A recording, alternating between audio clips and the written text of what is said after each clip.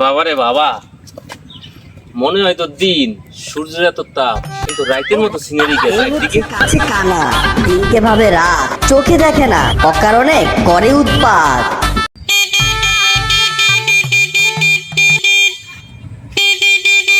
এই বেড়ে, এই বেড়ে, এই বেড়ে, সাপ কার বাপ? এই হচ্ছে পয়লা, কানে শুনতে লাগে কষ্ট। এই ঠিকানাটা আমি পড়তে পারি না, জান তো ঠিকানা পড়তে পারেন কি?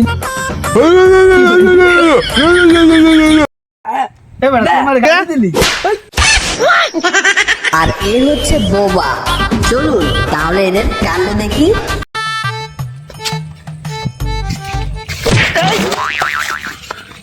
কেটা রে, কেটা? রাইতে বেলা দেখি বেটা পার পাই গেছে, তুই দিনের বেলা তো না তোর পিজাইয়া হমান করতাম বেটা। কি জানা নেই? ভূত ভূত ভূত। ওই বেটা বাপ না সাপ, ডাব খাবি? খা খা ভাইয়া।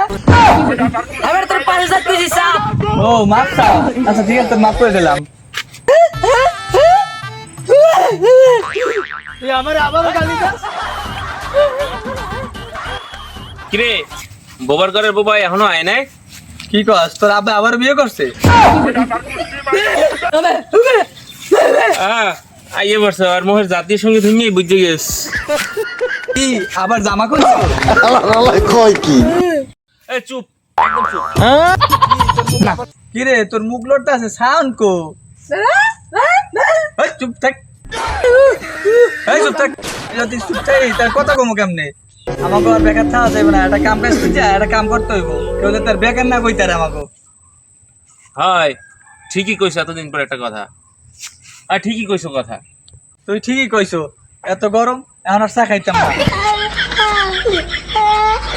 এ ঠিকই কইছো, এখন কাম খুঁজে কোনো লাভ নাই, এখন তো অনেক রাইত। 10 টাকা ভিক্ষে দেন, 2 দিন হইতে কিছু খাই নাই। কইছে কিসে তুই আমার কাছে বড় লোক? আর এই যে ভাই, হ্যাঁ ভাই, আমি হাত পা থাকতে বিক্রি করেন কে? আর ভাই অনেক রাত হয়ে গেছে, এখন আর ভিক্ষা টিকে কোনো লাভ নাই, বেশি করে ঘুমাই পড়েন, এখন অনেক রাত। আয় আয় আয়। কি করি?